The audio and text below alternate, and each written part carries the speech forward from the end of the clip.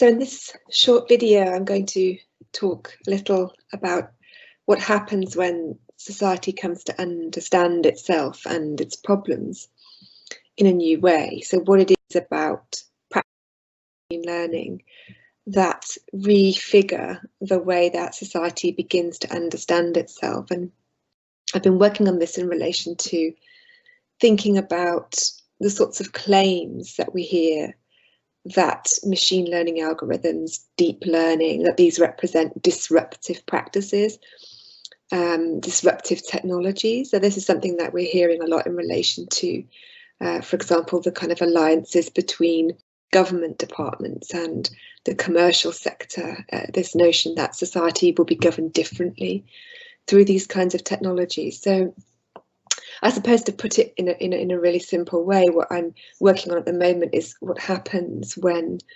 social problems, when political problems, whether these are questions of pandemic or health, education, security questions, what happens when those political problems start to become interpreted as primarily problems that can be addressed through machine learning technologies. And I think that, you know, there's been quite a lot of attention paid to this in the context of data and what happens in a kind of data-driven society. But actually, what I want to do here is kind of slightly shift the emphasis and think about, well, actually, in the broader sense of a machine learning technique or a set of techniques, what happens to how we understand society differently.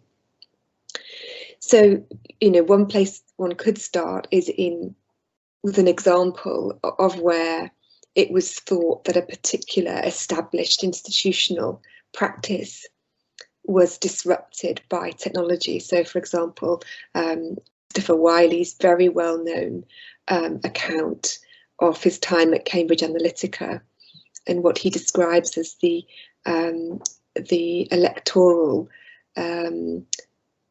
Vote Leave campaign in 2016 for the EU referendum in the UK, but also, of course, the 2016 US presidential election, which he described as being powered by the same technologies.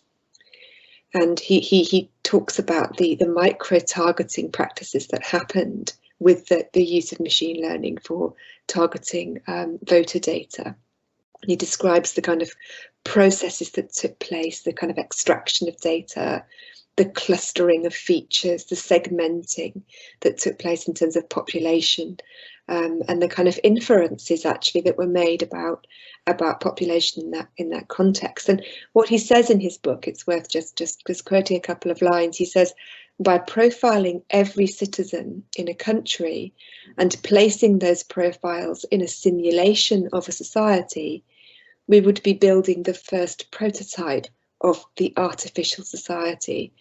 So this is kind of emphasis on the profiling of citizens and a simulation of a kind of artificial society. So, you know, one way we could think about that is a kind of insight into what happens when a model is built effectively of the relations and clusters that define that society. And of course, we've seen some of the consequences of that, for example, in the suppression of the black vote in parts of US cities and the kind of micro-targeting of those populations for disengagement. Channel 4 in the UK did a quite detailed analysis of the kind of some of the implications of micro-targeting for particular social and racial groups in the US. And I think we could say similar things about the EU referendum in terms of how micro-targeting for kind of xenophobic media and the targeting of media and what would happen. So in my book, Cloud Ethics, I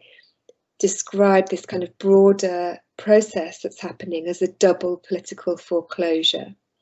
So thinking about some of the consequences for introducing machine learning into existing institutionalized practices like elections, democracy, and so on. And when I talk about a double political foreclosure, I'm thinking first of a kind of active foreclosure of people's capacity for collective action, for participation in democratic institutions, the kind of fracturing of communities that happens through some of these practices of the modelling of a society or a simulation of a society. So there's a kind of practical, active political foreclosure that makes those coming together of particular social groups much more difficult, and intervenes in their democratic rights, in their capacity to organise and to protest or to express their democratic rights. So there's a kind of active political foreclosure, but then there's a secondary political foreclosure that takes place, I want to suggest, in the actual logic of a deep learning algorithm itself. So in the process of reducing the complexities and difficulties of a political problem to a single output that is then actioned in sort of social and political life. So here we've got a kind of broader foreclosure of the potentiality of the future, for things to play out differently, for the voices of those who are organising to be heard, for alternative political programmes to be put forward. So this I see as kind of part of the practice of machine learning, because of the way that these technologies are harnessing the kind of irregularities and the surprises, the variability of features in the data that they're using, so that in some ways the turbulence that is generated through the first foreclosure, so an increase in protest or in dissent, or the young people protesting a particular use of technologies in their lives, that the turbulence that's generated in that first foreclosure is actually a very useful thing for the building of the model. So in the arrangements of a machine learning model, the kind of turbulence and the variability of features that you get yields material to the model. And in some ways, I think this draws on work that I did many years ago on derivatives. So the capacity in the financial markets to think about how actually it's trading volatility. Volatility itself yields something to the model. And I think that that's one of the problems I really want to work on more in this project, is actually what sort of trading of volatility we're seeing in relation to the building of these models of what Christopher Wiley described in relation to Cambridge Analytica as a kind of artificial society. So though one might characterize machine learning technologies as disruptive in a kind of specific and limited sense, of rupturing social orders, of perhaps undermining democratic processes, in fact, there's a kind of harnessing of the productivity of the turbulence that's generated. So these technologies are also, in a way, underwriting through what is represented to us as disruption.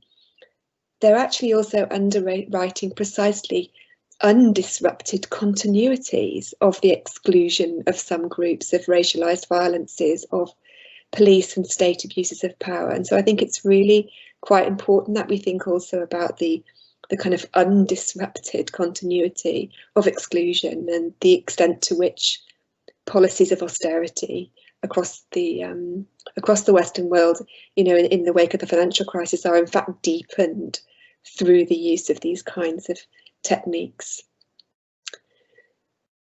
So I just want to now just spend a couple of minutes thinking about the relationship between problem and solution, because this is something which I wrote about in the book Cloud Ethics, but I want to spend more time on in this project, which is thinking about actually, well, what happens in an algorithmic society when, in a sense, the machine learning process also begins to become the thing that's sought in itself. So it's valued for what it generates above and beyond the idea of some sort of policy solution. So what do I mean by that? Well, I think, for example, the way that the current UK national data strategy, which is out for consultation, the way that the building of machine learning models to model a pandemic is framed in that document as what they describe as a high watermark. So on the one hand, we might say, well, the UK government has had pretty much abject failure in governing the pandemic. But in the pursuit of machine learning techniques, they're describing that as a high watermark. And I think that's really interesting kind of example of how the machine learning practice becomes a kind of governmental aim in itself. So the machine learning model is something which then is seen as a kind of policy end almost in itself. So I think, you know, in terms of what I want to kind of reflect on here, it's partly a question of responsibility and accountability, actually, in terms of if a solution is proposed to a problem and the solution itself is said to fail, how is it in an algorithmic society where machine learning practices begin to really take hold in government departments, but also in kind of broader commercial and social uses, that I think something happens to what in philosophy we've often thought of in terms of the relationship between a problematization, how something becomes framed as a problem, and then how the solution is understood. So in my book Cloud Ethics, I look at the philosopher Gilles Deleuze and his understanding that he says the problem always has the solution it deserves. So he understands that in terms of the way the conditions of the problem are framed is kind of generative of a particular solution. And I think that in a 20th century context, that kind of makes sense in terms of the relationship between and government and ideas about actually how do we understand this problem, what are its parameters, and then how do we work to solution from them. So in terms of, I see this as kind of underpinning much of the post-war order in terms of problems and solutions. So housing, social security, right through to international relations and international organisations, what we might describe broadly as a rules-based political, international and social order in which the framing of the problems of conflict, the problems of poverty and exclusion across multiple levels of society, that we think about solutions as institutionalised and embodied in rules, if you like, rules-based orders. But I think that what we're seeing in the advent of kind of machine learning is that the political problem is does not have quite the same relationship to solution. So what's happening instead is, I think, that we're reversing that formulation of the problem gets the solution it deserves, and instead the solution is framing the problem. So in defining a target and beginning with that target in the building of a model, and that could be an immigration target, it could be the numeric threshold for where it's thought that the number of intensive care unit beds in a pandemic might be met. So what is that target output of the model? And then the model itself working back through how the parameters and weights should be adjusted to best achieve that target. So then what we start to get is an arrangement of the algorithm, which is kind of infinitely adjustable, as retroactively modelled from the solution. And this is, you know, one of the kind of key questions and motivations of what I want to think about in terms of how society is beginning to reinterpret itself through the lens of the model, because it means that the output could fail, there could be errors and mistakes, and yet still that could be seen as a success because of the capacity to reincorporate even the errors of the model back into the parameters. So in a sense, everything becomes a kind of function of the model in this kind of notion of a machine learning society, or a society that considers itself to be related through attributes, so that even error itself becomes valuable. And this could be hardship, destitution, illness, it could be wrongful algorithmic decisions. Something valuable is learned in the turbulence that becomes reincorporated into the model. So I mean, I think in a sense this also means that our whole understanding of what we do about that problem starts to shift. And I think that this comes back to what I was saying about 20th century relationship between science and society, or science and kind of government, which is about the primacy of testing and the kind of move towards more experimental models that we see in the kind of late 20th century. So the kinds of things that, of course, very famously, people like Peter Gallison, Lorraine Daston, Ian Hacking and others have written about, that kind of what happens to our reliance on notions of probability and statistics, and how does that change over time. But because the kind of machine learning systems I'm researching and thinking about are kind of relationally focused, so they are modulated and modified through their exposure to people, to places, to objects, to scenes, and then the model itself is recalibrated by adjusting those weights and parameters, again through the exposures. It sort of shifts that logic of testing, I think, into something which is much closer to the trial, or to trialing and training. So I'm working on an essay at the moment to what that means in terms of thinking about the trial as a kind of dominant mode of relationship between problem and solution and science and government.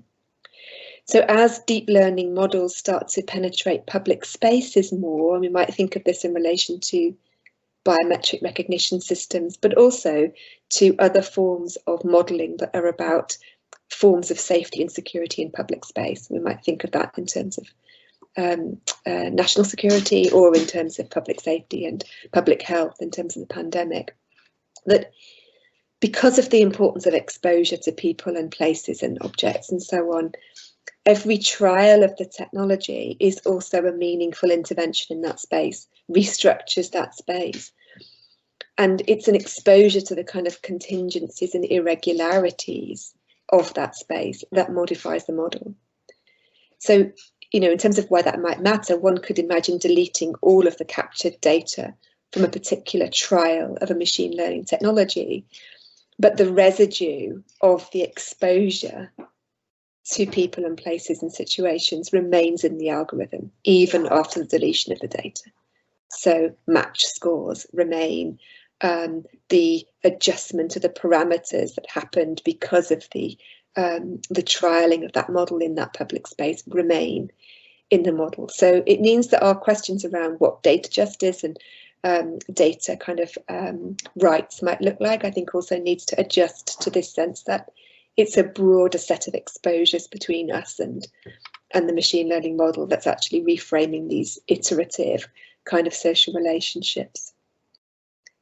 So I just want to finish by saying something about, about what this might mean in terms of thinking about how we might reframe this, or how we might resist being, as the French philosopher Michel Foucault puts it, how we might refuse being governed like that. What might be possible in terms of speaking back to a kind of perennial trialing and engagement between machine learning models of society, or the building of a kind of artificial society, as Christopher Wiley documented it in relation to Cambridge Analytica. So if machine learning algorithms are increasingly learning from social scenes, I suppose, how might we think about reframing those scenes, and what it might mean for kind of meaningful political projects around conventional things, around equalities, around the sorts of characteristics of groups that might feel that they're particularly targeted by these technologies. Who can be heard? What can be said? And how can those things be said that are not reincorporated back into the model? So I just want to sort of here just conclude by saying something about an idea that I worked on actually quite a few years ago around interruption, and thinking about the difference between disruption and interruption. Because, where disruption is, very closely, I think, allied to the notions of kind of volatilities and irregularities that are readily incorporated into deep learning models. This is something which is, kind of grist to the model itself. Interruption works differently. Interruption is about the way that we see the scene anew. We interrupt the kind of ordering of the scene to ask, how does it appear to us this way, and how might we think about it differently? So my use of interruption is drawing from Bertolt Brecht and his notion of interruption in theatre. So thinking about how it is that the scene is interrupted to be seen anew. And then for me, that would be about locating some of the gaps and spaces in the arrangement of the model and making those spaces for critique. And that's not only a kind of conceptual theoretical idea. I think it also is important in terms of those social movements, those groups of lawyers and other groups who wish to intervene in this space and say, actually, this particular use of a machine learning algorithm has caused a harm, and we need to identify like how that's happened and how one might then speak back to that harm and understand it more fully, so that it can be contested and so that it can be meaningfully challenged. So in this sense, you know, thinking specifically about the pandemic now and the way that, you know, increasingly my understanding of what's happening in the UK is that the pursuit of the machine learning model of society's modulated adjustment through 3 levels of tiers is becoming more of an end in itself than protecting life in the pandemic. So modelling it and tweaking and adjusting its parameters, shutting off some circulations, allowing others, you know, models of economy and circulation dominating over ideas of public health and public safety, well-being, and so on. That understanding that adjustment of the model as a political project, I think, is really important for spaces of resistance and spaces of alternative understandings of how we might proceed with this political problem in a way that is more just and does involve more of a kind of public debate and a sense of meaningful accountability.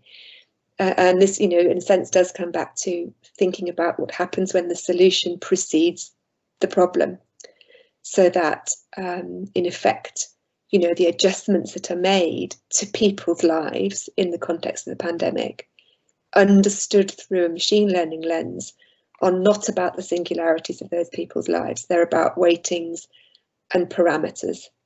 And so it's tackling a fundamental problem through weights and parameters. And that's what I mean in my cloud ethics book when I say the weights should carry more burden. You know, I talked about that in the first video, that the weight should be heavier and more burdensome. So that what's necessary then is for us to kind of understand critically what an algorithmic society is about and what sorts of modalities of government are emerging to make us better equipped to be able to respond and to be able to propose meaningful alternatives and to show the kind of multiplicity and plurality of political possibility that actually is still present in those cities and, you know, and spaces that are being governed, I think, predominantly now or primarily through through models of society and social relations. So this has been a nice opportunity to sort of talk about the different sort of approach to the relationship between algorithm and society, technology and disruption that I'm pursuing in this project. Thank you.